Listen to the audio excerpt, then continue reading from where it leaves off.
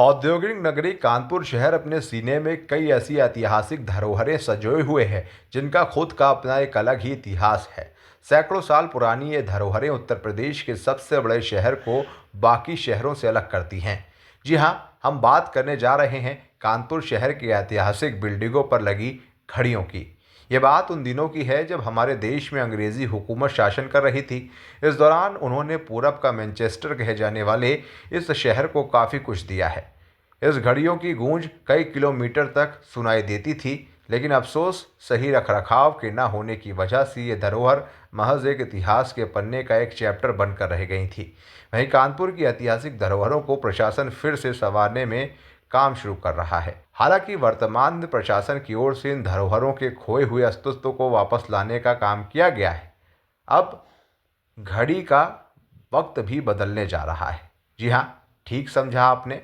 कानपुर की जो ऐतिहासिक पृष्ठभूमि का शहर है, जहाँ की पुरानी प्रसिद्ध इमारतों में अंग्रेज़ों के ज़माने की कुछ घड़ियाँ लगी थीं, जिनका वक्त अब बदल गया है। यानी कि वो सारी बंद घड़ियाँ अब अपने वक्त पर चलने लगी हैं और सही समय बता रही हैं। अब कानपुर वासी फिर से इन घड़ियों में समय देख रहे हैं और कानपुर की धरोहर जो कि घंटाघर, लाल इमली, बिजली घर, कोतवाली और स्वरूप नगर में लगी हुई हैं, जिसका कुछ समय पहले ही प्रशासन की ओर से इसके रखरखाव और साज सज्जा किया गया।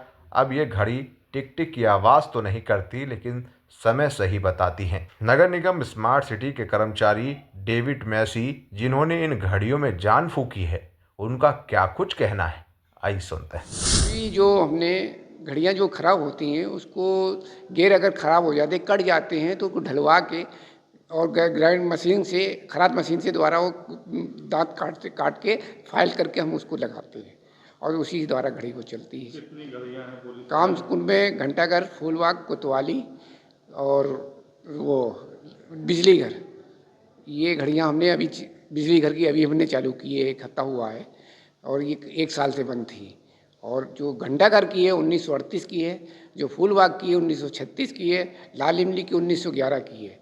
जो 1921 में ये घड़ी चालू हुई थी लाल इमली की। 2018 में हम रिटायर हुए लाल इमली से। 35 साल लाल इमली में काम किया हमने घड़ी साजी का। उससे पहले हमारे फादर थे 1944 से, उन्होंने 79 में उनकी डेथ हो गई थी। उन्हीं ने हमको लाल इमली में रखाया और हमने वो घड़ी काम उन्हीं से सीखा और बाप बेटे के बीच में 70 साल लाल इमली घड़ी चली। 2018 में हम रिटायर हुए, उसके बाद से ये घड़ी बंद है।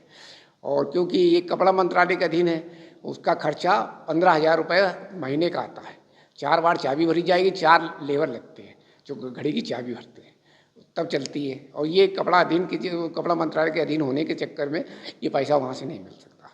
इसलिए हमको कमिश्नर साहब थे राजशेखर जी, उन्होंने फूलबाग, घंटाघर और कोतवाली घड़ी ये काफ़ी समय से बंद थी, उसको चालू के आदेश दिए हमको और नगर के अंडर में हमको कर दिया है नगर निगम में।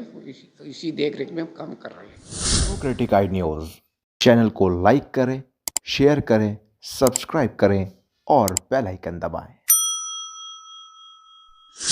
जुड़े हमारे न्यू कॉन्सेप्ट पॉकेट मनी के साथ और कमाएं अपनी पॉकेट मनी। जल्दी उठाएं अपना मोबाइल और अपना CV हमें मेल करें info@democraticnews@gmail.com पर।